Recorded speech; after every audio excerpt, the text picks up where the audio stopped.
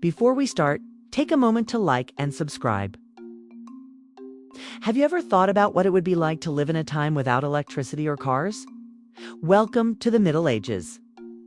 In this world, people had all sorts of amazing and important jobs that helped their towns and villages run smoothly. Everyone had a special role to play, from making tools to cooking meals for a lord's court. Let's travel back in time and meet some of the hard-working people who made the world go round. The blacksmith was one of the strongest and most important people in any town. Their job was to work with iron and steel, making all sorts of things with fire and hammers. Inside a special building called a forge, they would use giant bellows to pump air into a furnace, making it hot enough to heat a piece of metal until it was glowing red and soft. The blacksmith would then use special tongs to move the hot metal to a huge, heavy metal block called an anvil, where they would shape it with powerful, rhythmic hammer strikes. The blacksmith made everything from shiny new swords and armor for knights to simple tools for farmers like plows and hoes. They also created essential household items like hinges, nails, and kitchen tools. Perhaps most importantly, they made the all-important horseshoes that protected horses' hooves. A blacksmith could fix anything metal, and their shop was always a popular and busy place. The baker had one of the most important jobs in any town because bread was the main food for everyone. Every morning, they would get up early, often before the sun, to prepare the dough. They would mix flour, water, and yeast in a large wooden trough and then knead it with their strong hands. After the dough was ready, they would shape it into round loaves. The baker used a long wooden peel to place the loaves into a giant brick oven that was heated with wood fires. The baker's shop was so important that many families would bring their own dough to the baker to be baked. Since they didn't have big ovens at home, this was a great way for everyone to have fresh, warm bread for their dinner table. The carpenter was a master of wood.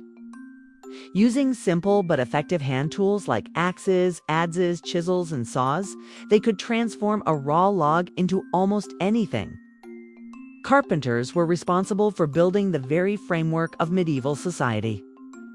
From sturdy timber-framed houses and barns to the wooden bridges that crossed rivers. They also crafted essential furniture, from simple benches to elaborate chests and beds. A carpenter's skills were in high demand, and they often worked with specific types of wood like strong oak for buildings or flexible ash for tool handles. Have you ever seen a leather jacket or a leather bag? Do you have a tanner to thank for that? A tanner's job was to take animal hides and turn them into soft, usable leather. It was a notoriously smelly but very important job, often done near a river or stream to handle the waste.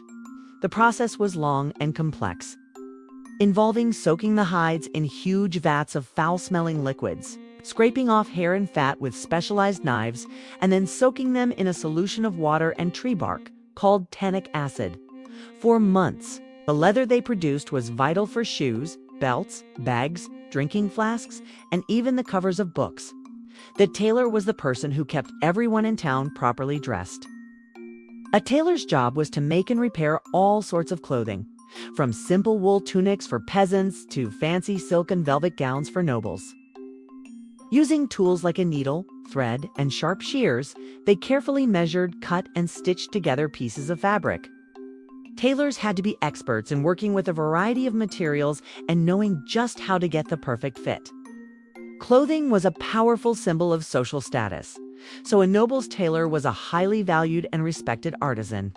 The farmer or peasant was the most common job in the Middle Ages. They were the ones who grew all the food. Their lives were tied to the rhythm of the seasons as they worked the land from dawn until dusk, planting crops like wheat, barley, and oats in the spring and harvesting them in the fall. They often worked in a common field system where a village would collectively farm large open fields. The work was physically demanding and required them to use simple tools like plows pulled by oxen and hoes. In addition to crops, they also cared for livestock like sheep, chickens, and cows, which provided meat, milk, and wool. A miller had the job of turning grain into flour.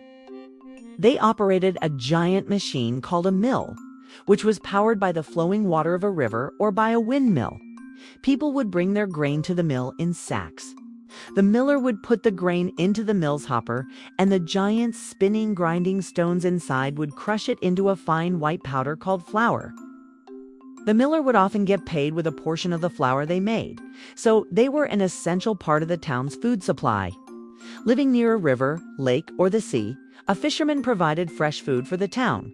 They would head out early in the morning with their nets, traps, or fishing poles to catch fish.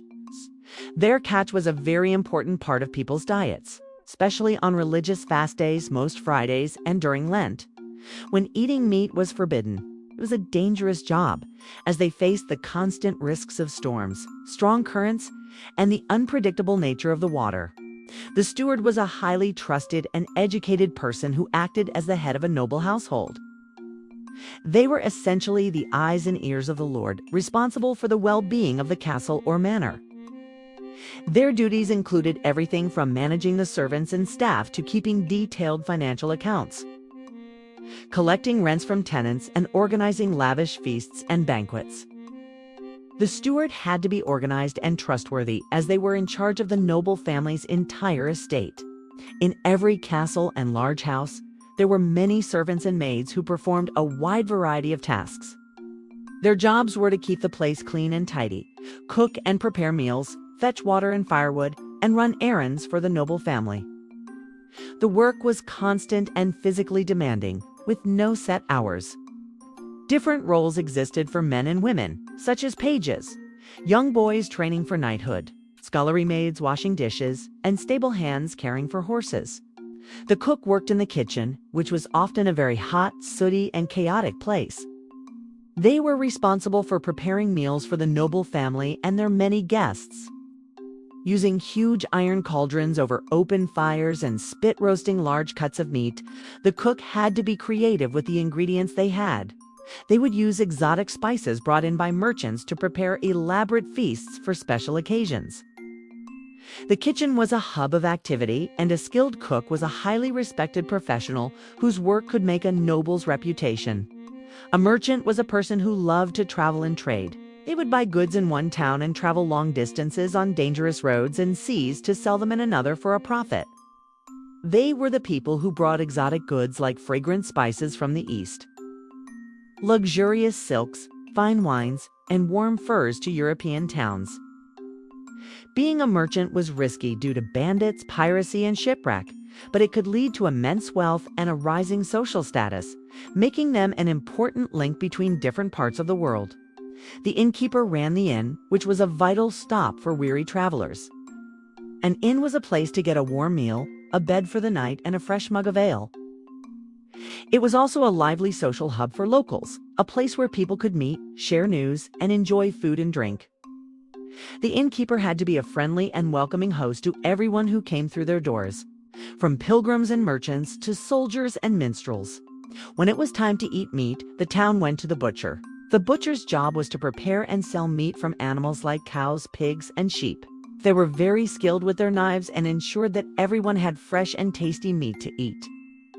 Because of the bloody and messy nature of their work, butchers often had their shops on the edge of town, and they were experts in using every single part of the animal to avoid waste, a key part of medieval life. The apothecary was like a medieval pharmacist.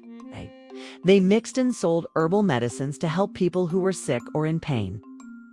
Their shop was a fascinating place filled with jars of dried plants, roots, flowers, and powders. An apothecary was a skilled professional who knew all about different herbs, like chamomile for sleeplessness, mint for stomach aches, and even dangerous plants like mandrake for severe pain.